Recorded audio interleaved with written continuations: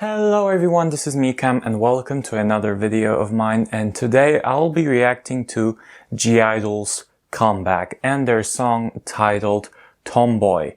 Now, just a quick heads up, in this video I'm gonna react to only the music video and, well, the song, the title track basically. So I'm going to be reacting exclusively to the title track.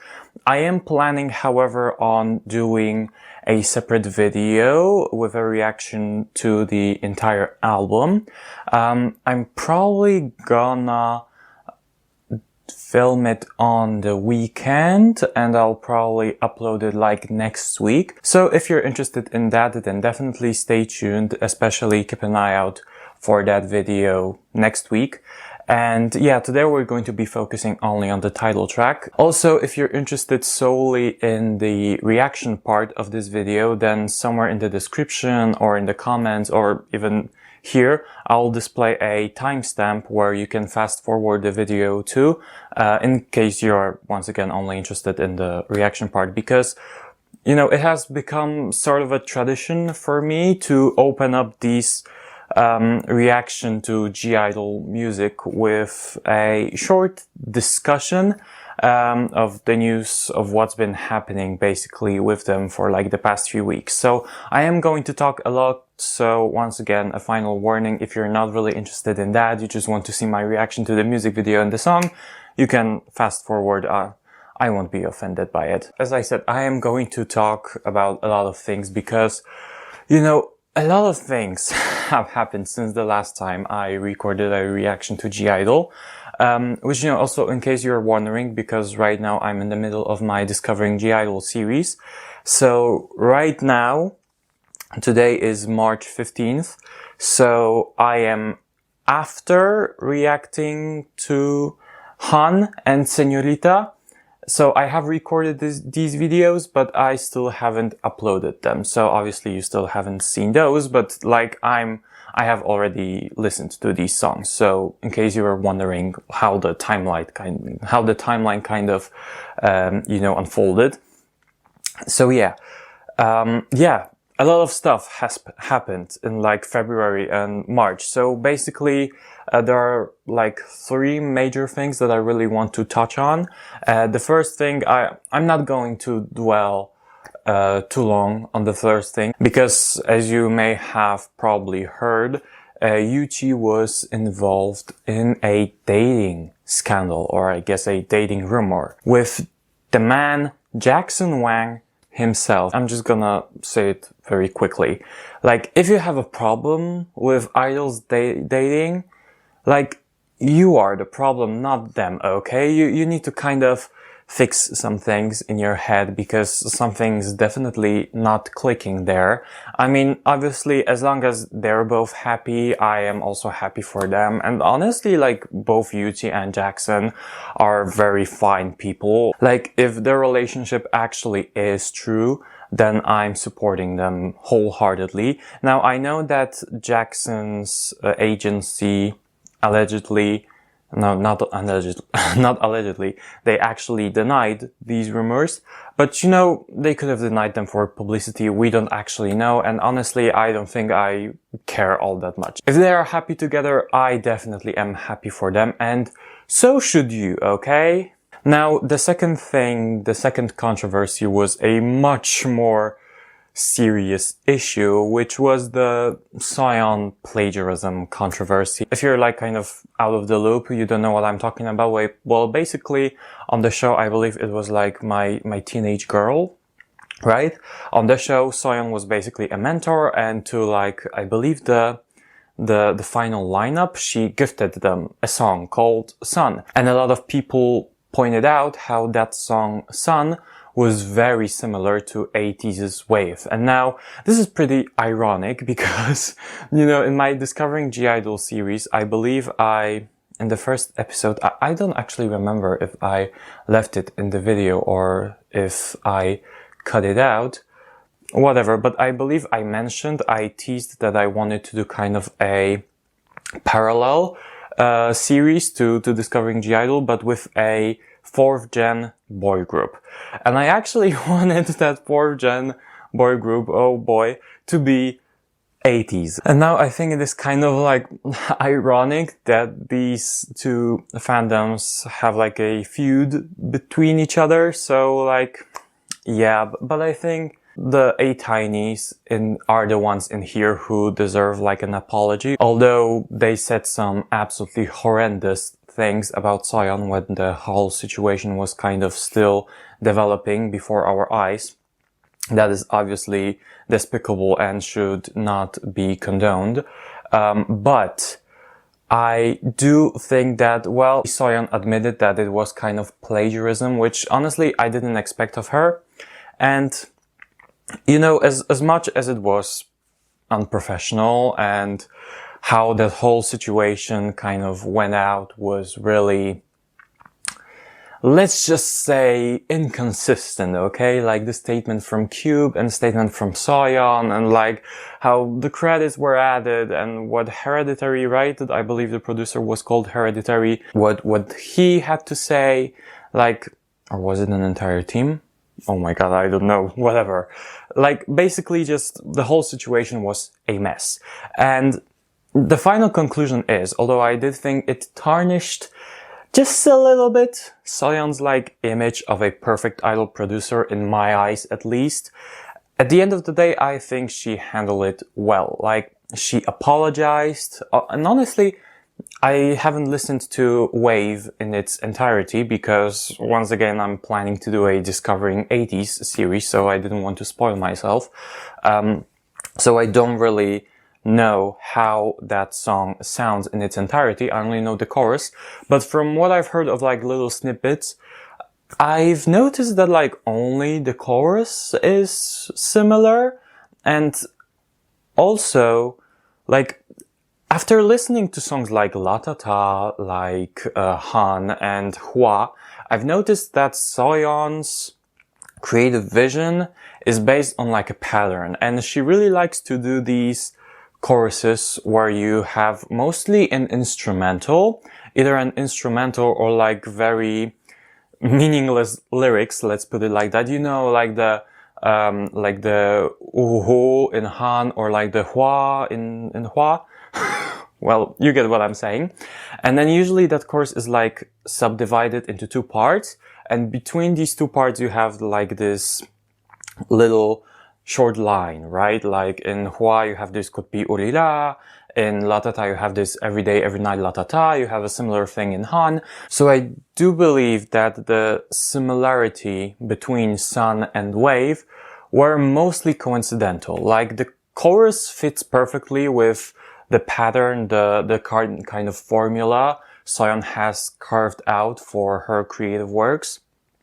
And I do believe that like the chord progression was more because she kind of had this melody in her head kind of and didn't really know where it came from, so she just used it, unaware of the fact that she was actually copying a song that she had already heard prior to that. And because honestly, I don't believe that Soyeon would like plagiarize blatantly someone's work, like intentionally. I obviously don't know her. I don't know what's in her head, but it's just really unbelievable to me. But once again, at the end of the day, she handled it very professionally. She didn't rely solely on Cube to release a statement. She also released it herself. She reached out to the original producer to kind of settle things with him. She also apologized not only in person but also publicly and all that jazz. So honestly, if Hereditary, whose work actually got plagiarized, has no beef with her, has no problem with her after they have once again settled things out, like, why would you? Like, it shouldn't be a problem. And, you know, I think that by now, most people have forgotten about it. So that is kind of my conclusion. It was a messy situation, and honestly, I think, yes, Soyeon was mostly at fault, unfortunately, but I think that ultimately we got a happy ending. It's just a really shame that this new girl group that was supposed to emerge from that survival show or whatever was kind of like overshadowed by that controversy. Like, no one gave a crap about like their actual debut. Everyone was like, oh my god, this is being plagiarized. And rightfully so, right? It's just a shame that it happened to these poor girls. And the third thing is quite a recent thing, is that like, I believe like a week ago, Sujin's contract got finally officially terminated, because like since August she wasn't a part of gi-dle, but she was still under Cube Entertainment and that whole investigation was still going on. But finally, I believe last week, we got a confirmation that the police investigation has been, I don't know if it was ended or like halted, because, well, basically they just said, they didn't say that Sujin was guilty. Sujin. They didn't say that Sujin was neither guilty nor innocent, basically. They were just like, they went, oh, okay, I don't know, whatever, we don't care. we don't know, you figure it out. And it's a shame, because Cube, instead of making sure that their artist is protected and that they find actual proof and manage to like clear her name, because from what I've heard right now in South Korea, like Korean netizens are not as hateful towards her as they had been previously, but they are still very much like, they have a negative attitude towards her, right? So, which is a shame. So Cube, instead of dealing with that, they decided to be like, okay, here's the door, you can leave.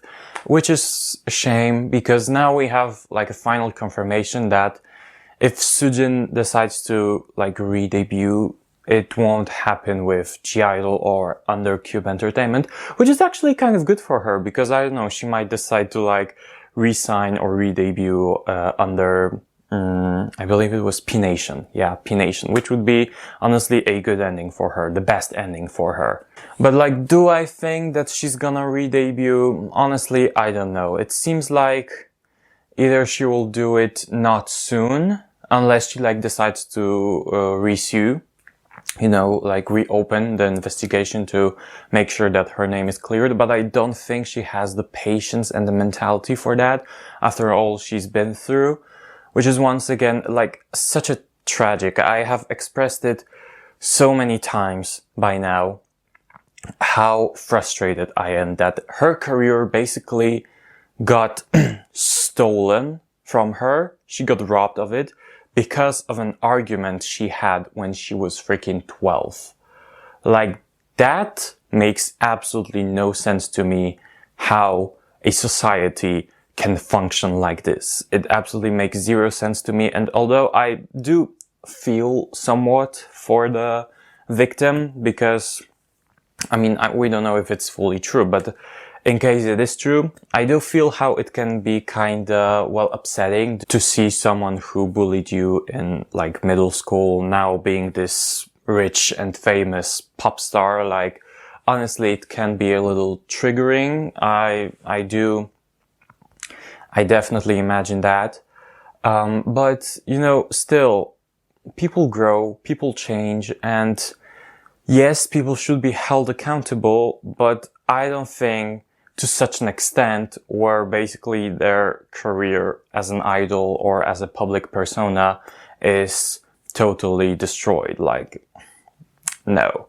That's why I think it is extremely tragic. So my point is, with this whole story, is that we should stop beating a dead horse. Like, I'm still gonna talk a little bit about Sujin in this video, because I have heard that there are multiple like clues towards her in that comeback. But the truth is, she's not gonna return to gi-dle, and we should just, you know, kind of appreciate that and move on. Sujin will do what's best of her.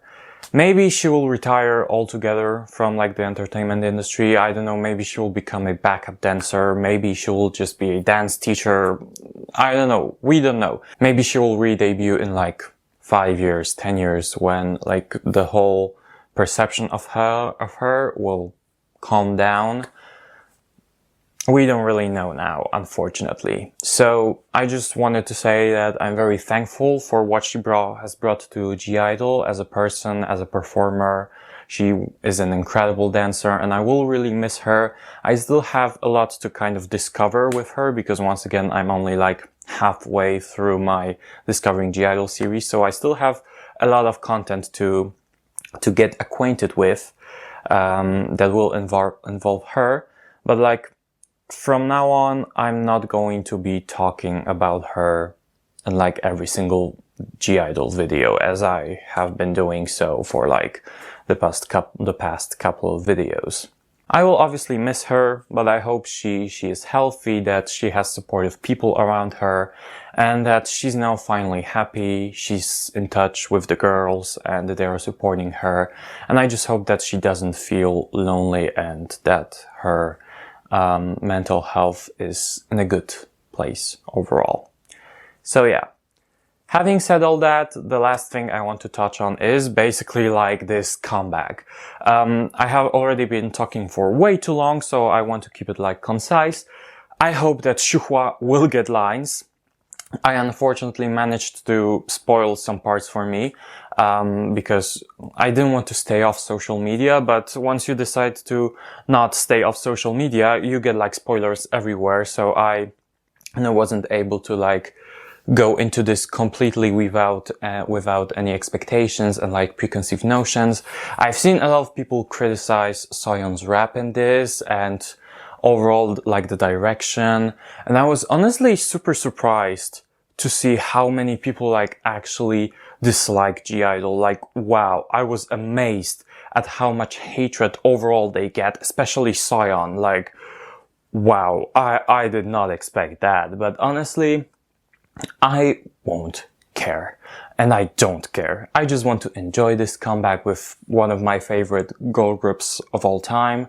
And yeah, overall, I know they are going to go in a more kind of rock direction, which I'm very excited for. Although I've said in my TXT reaction that I'm not the biggest fan of rock, I feel like they can pull it off. If anyone is able to pull it off so that I can like it, it's gi-dle, okay? It's gi-dle, Mamamoo, and BTS. Maybe Blackpink? Just maybe. And I also know they are going to curse, so yeah, very exciting. Okay, enough talking. Finally, let's get into this reaction.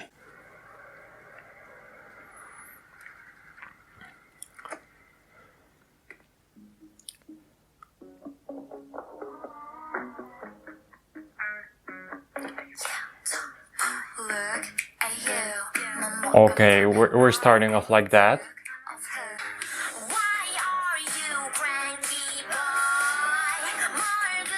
This is definitely a new concept for them, and I love that about them.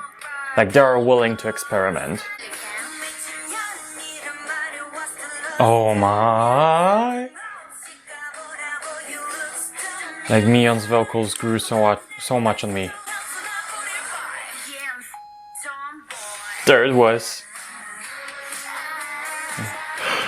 Well, if Minnie's... I can't even speak right now. I'm like too speechless.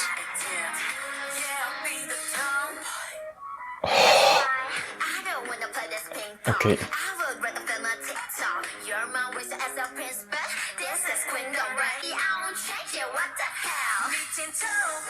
Okay, so like this is the rap people said was underwhelming. Swaggy Shuhwa is what I'm living for. I'm in general living for like swaggy gi-dle. Okay, that scene. I knew it from the teasers, but... And the fact that Yuji swore like... I love the part of like, this is my attitude. So like the lollipops, reference to La Tata. Okay, here's the doll section. This is supposedly sang by Shuhwa.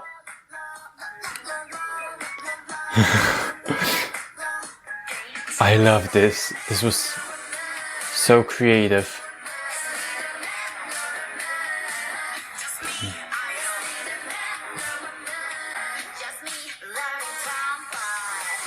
Okay, here are the 6 balloons. Now, you tell me, what is that supposed to mean?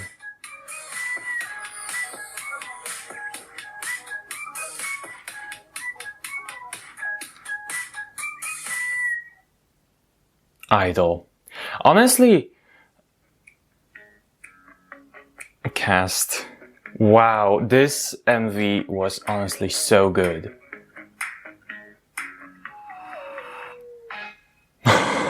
Man, oh, it felt like a movie, honestly. Okay, so what are my overall thoughts? And I need to be quick about this because my battery is dying.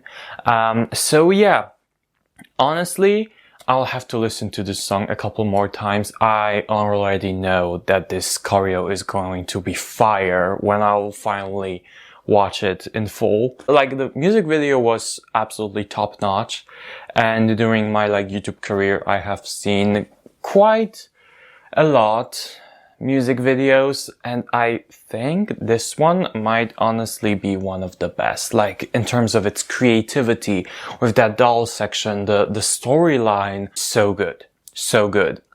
Now the song itself, I was just so overwhelmed by it. I'm not sure if I really grasped it in its entirety.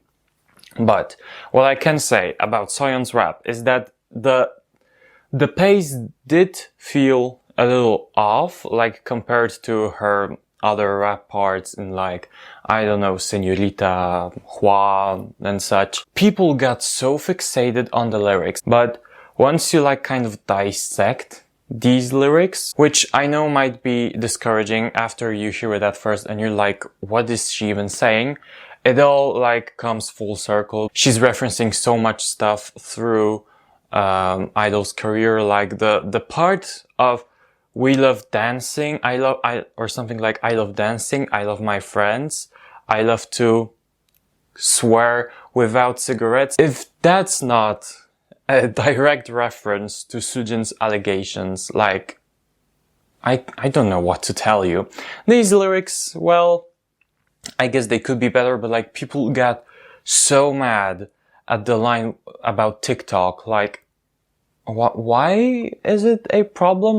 You are probably yourself chronically online and on TikTok 24/7. What is wrong with referencing one of the biggest social media platforms right now? I don't get it. If she had mentioned Facebook or Instagram, would this line suddenly not be cringy? I don't get this logic. Now, I do agree with some of the criticisms that I have read, that this song didn't really go full on rock. It did curse, obviously. There were some rock influences, but it was more punk rock or pop rock, not really rock, which on one hand I was expecting that, but on the other hand, why? I mean, why would they do that? At the end of the day, they are a K-pop group, so they need to have some sort of general public appeal, right? A broad appeal. So, I don't know. But is this their best title track? Obviously, no. No, not by far. It ain't even close to Hua or Señorita. At least not right now. I'll probably give you my updated thoughts when I decide to record the reaction to the entire album. By then I will have probably listened to this song a couple more times, so that I'll get more used to it. My opinion will be more refined, because once again, in that initial reaction, I didn't really pay close attention to the lyrics. Also, by the way, there was someone was trying to pit Soyeon and Hyuna against each other. Soyeon was supposedly dissing Hyuna in this song, which I'm not even gonna get into that because that was stupid. Makes me so frustrated how people are basically fixated on hating Soyeon for some reason. I don't know. But yeah, right now I was really overwhelmed by everything that was happening. I was honestly so excited for that music video, so I'll have to listen to it a couple more times. I definitely like it now, but we will see whether I'll just stay at this level of liking it. Maybe it will grow on me, or maybe it will ungrow on me. I don't know. Maybe I'll find it boring after a couple of listens. We'll see. Okay, so I actually decided to give you my updated thoughts now. So I'm gonna start with the parts that I don't really like about the song. And number one, I need to mention Miyeon.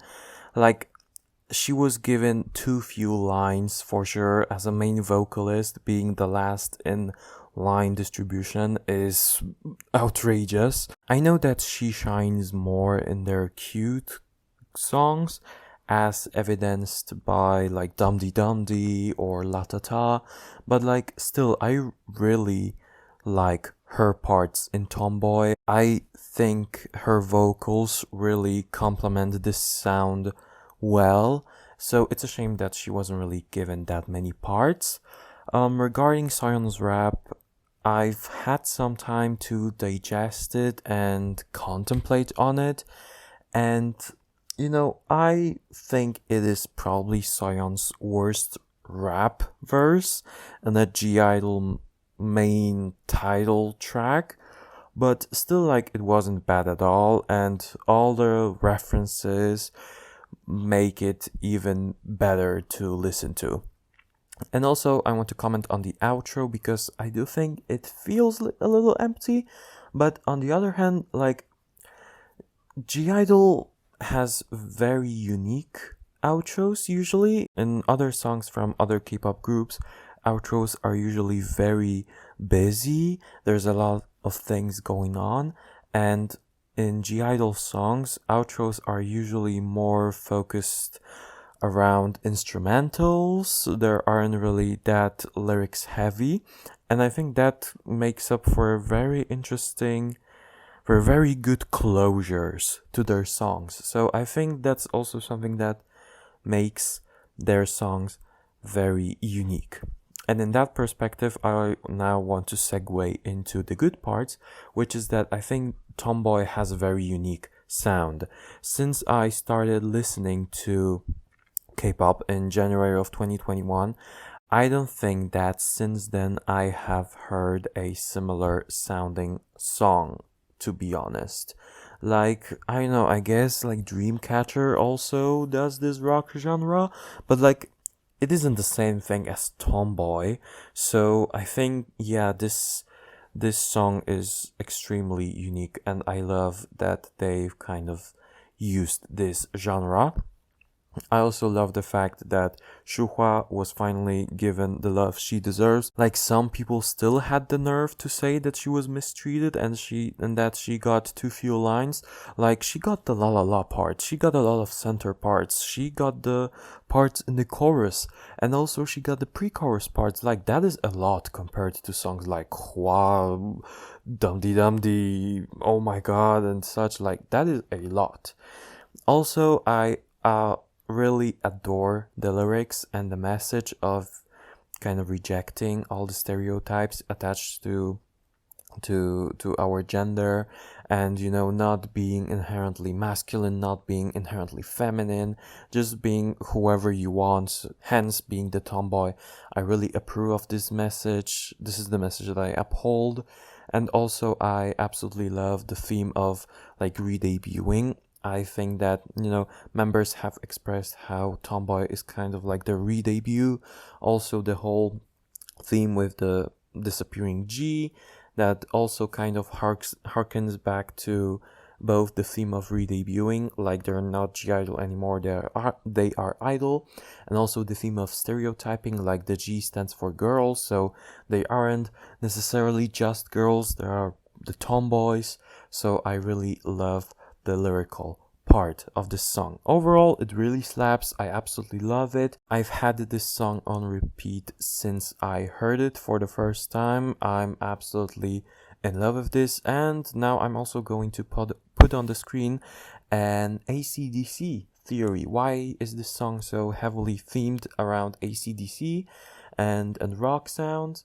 I think this is really touching and a really interesting theory that I want to share with you guys, so I'll put it on the screen right now. Okay, that is it. Back to present Kamm. Thank you very much for watching. If you managed to stick to the end and you've managed to like endure all my talking, honestly, kudos to you.